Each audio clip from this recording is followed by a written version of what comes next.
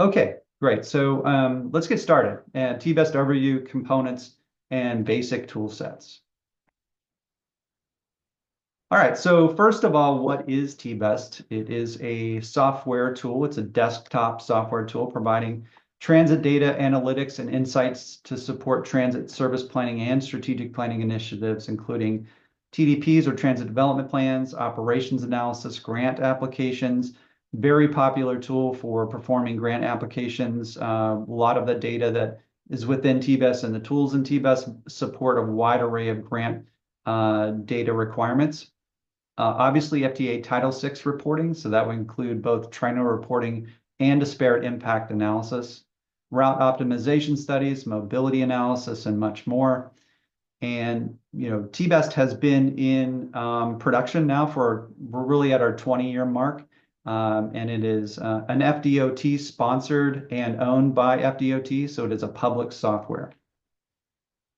So where does TBEST kind of fit in sort of the software groupings in terms of where transit agencies support planning workflows? So essentially what we have here are three different areas, the operations area, the short and midterm, and long range. And TBEST kind of fits into the short and midterm, which would be maybe the 0 to 10-year time frame where users would be doing either service planning, which might be months out, or it could be a strategic planning task where you're doing a 10-year scenario or 10-year planning. So anywhere in that range, TBEST is a great tool to use for that. And of course, it's approved by FDOT for their TDPs. So if you're using TBEST ridership estimation as part of your TDP, it's automatically pre-approved methodology. In the operations side, you have trapeze and others, and then in the long range side, you have cube, stops, and others. So basically, TBEST fits into this area where it's a great tool for the short and midterm, and then you have other tools that might fit in the other areas of transit planning and operations. All right, so the overall Florida TBEST program is really kind of three areas that FDOT supports. The first area is software, so they make TBEST available to anyone that wants to use it. It's free of charge, and you all have probably done this already, downloaded TBEST from the TBEST website at tbest.org. You also have maintenance and distribution, so as updates come out, that's automatically deployed out. You have the ridership estimation model. So a very important piece of the overall TBEST program is managed by FDOT, and they release a ridership forecasting model with TBEST and also maintain it. The user guide, it's very large, but it has a lot of great information that you can just search through.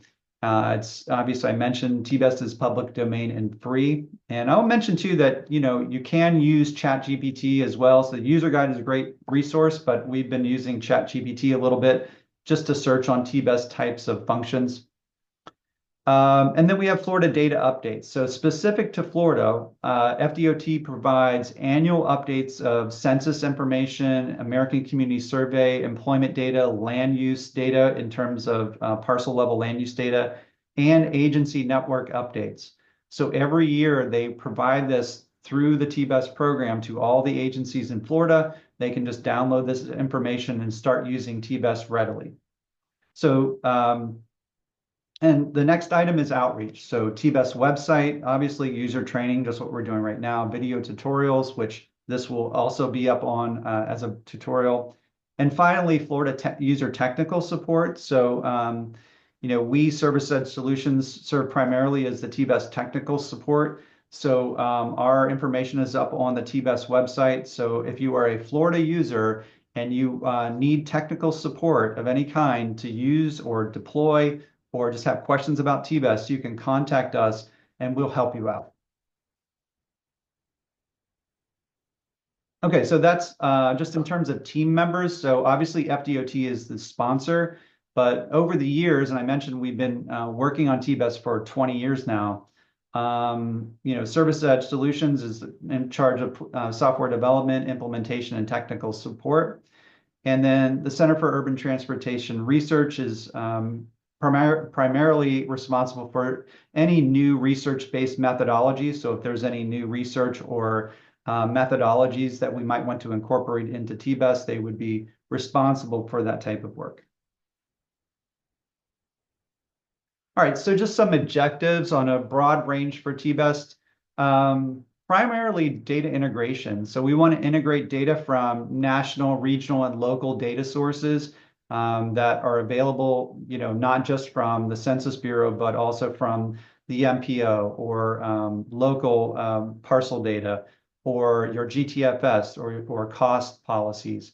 All of those things are integratable into TBEST. So in terms of data, and you're kind of in charge of managing that integration and that data capture so that it provides you with a robust tool that meets your needs.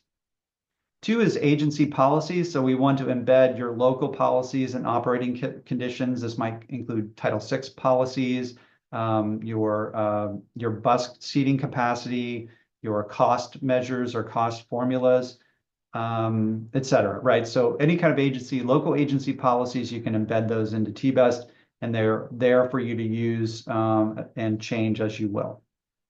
Number three is transit focus. So we address transit-specific planning issues. So what you will see in TBEST is it's not really a multimodal tool. It's a transit-focused tool. So really everything that we're doing is target towards providing transit agencies with the information that they'll need to support their planning workflows.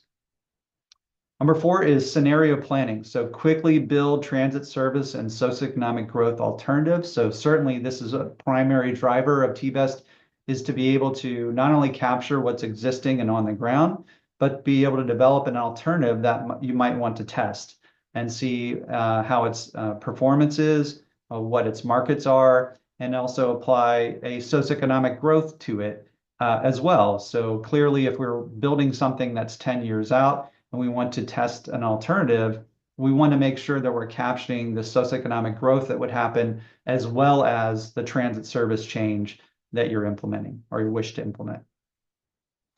All right, five is efficiency. So we try to embed a lot of consistent, streamlined, and repeatable workflows.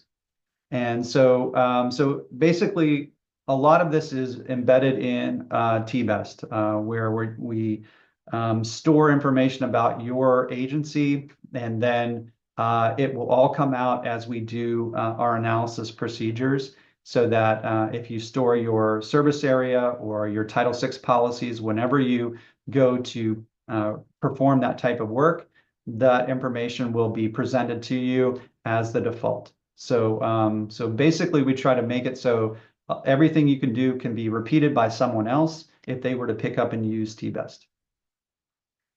Number six is communication. So dashboards, maps, tables, and charts, primarily to decision makers, but also to the public and to colleagues. So TBEST is very integrated with the Esri platform.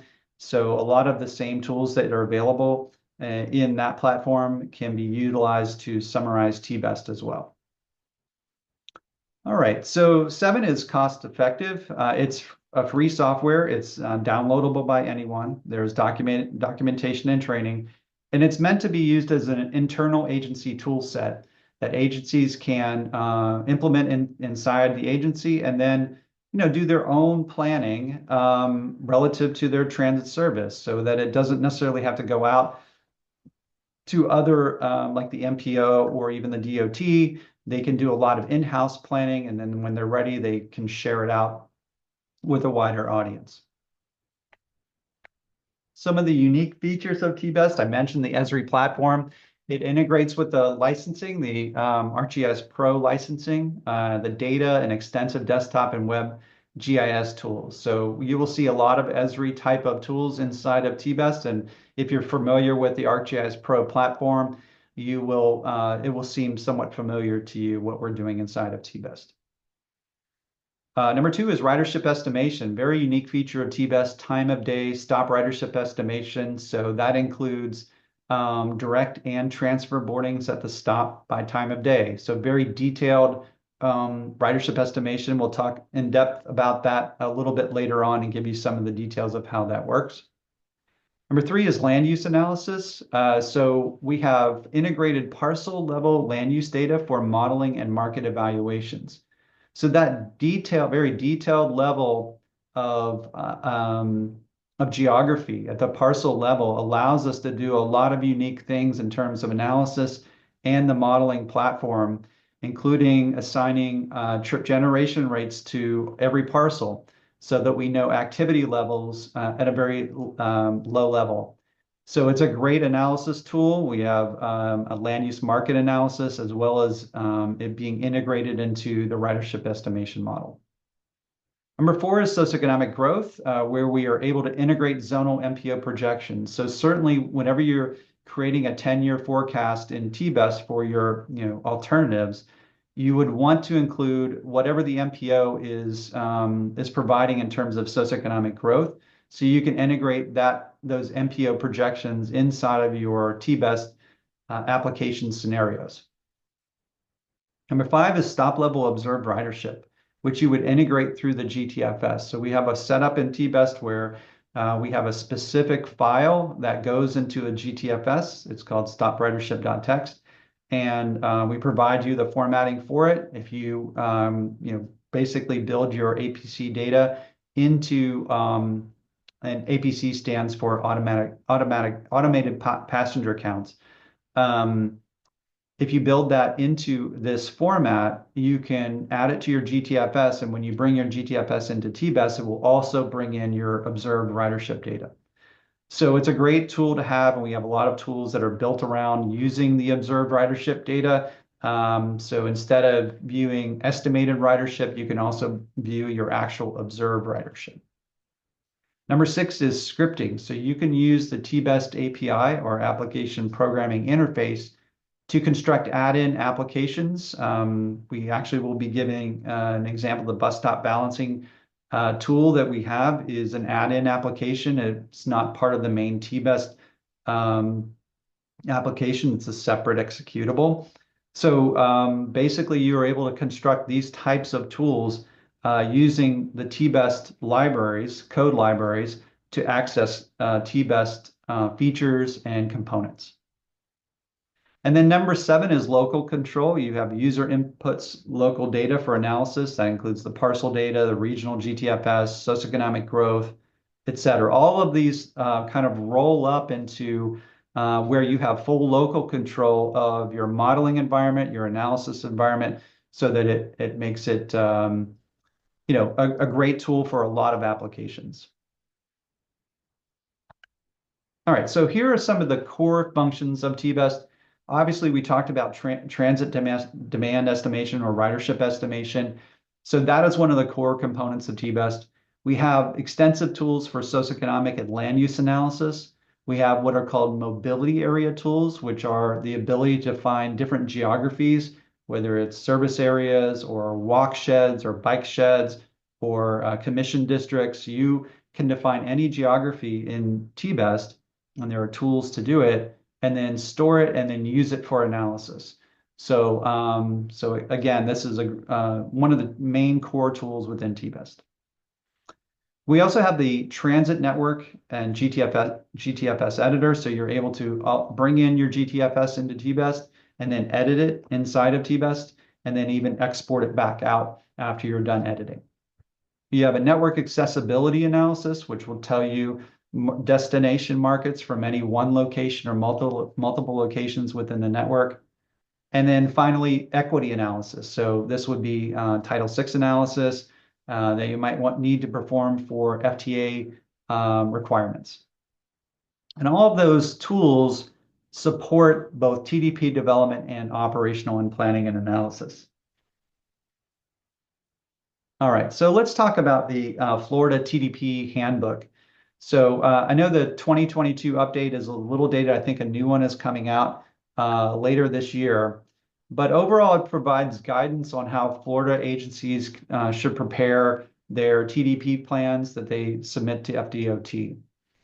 So TBEST produces performance-based statistics which supply the TDPs with ridership estimation, which we know about, service level summaries, and market assessments. And so there is guidance within the handbook for using TBEST. But really, I think there's more that TBEST can do, and really it can support up to 75% of the data reporting and analysis required in a Florida TDP. So just keep that in mind as you're doing that, and we'll give you examples of where you can use it as well, not just for ridership estimation. So what we'll try to do in this training is connect the 2022 TDP handbook data requirements with TBEST analysis and reporting features. So here is just an example of a TBEST feature, and maybe I can take this. So basically the TBEST feature, the TDP application requirement column, which is here, and then the TDP handbook section, which is here. So basically, these are the basic requirements within the TDP and where it's found in the handbook, and then how TBEST has the tools and the features to support building the data that would then fill the requirements within the TDP. So just keep this in mind as you're going through, where each one of these, the transit demand estimation, land use market analysis, growth rates, network accessibility, and mobility areas all have a corresponding TDP application or requirement, and then the lookup for where that might be in the handbook. All right. Okay. All right, so we also have planning applications. So this goes into a broader context of where TBEST can assist you. And so this gets into equity planning and analysis, transit network accessibility, BRT adjustments. So if you're doing any kind of BRT modeling or premium transit mode analysis, certainly TBEST can help out with our BRT adjustments module. Bus stop balancing or optimization. We have a whole full tool for doing that we'll cover tomorrow. The query tool in TBEST, very robust query features, and where you can do bus stop amenity audits, minimum service guidelines. The TPC APC ridership integration provides stop load ratios and stop and area ridership analysis. And then onward, right? So I won't go through all of these, the route system and service summary, the network editor, we have a parcel scenario editor, and then socioeconomic market analysis to fulfill a broad range of planning applications that you might be looking at in any individual day or workflow, or as things come up. TBEST can, if you have it ready to go, it can answer a lot of these questions very quickly or support these workflows. So just an example of an agency utilization links in Orlando. They do maintain an active validated TBEST model for service and strategic planning. They have incorporated their APC stop level ridership for operations and performance analysis into that validated TBEST model. They do support their TDP, their operations analysis, route optimization studies. They have supported Sunrail feeder service grant applications using TBEST ridership estimation. They utilize TBEST for both FTA disparate impact analysis and triennial reporting for Title VI using the reports and maps that are generated out of TBEST. They also have developed TBEST add-ins to import their APC data and to fix their core GTFS geometry issues. So they had some geometry issues with their GTFS, and they created a TBEST add-in to fix those geometry issues. Okay.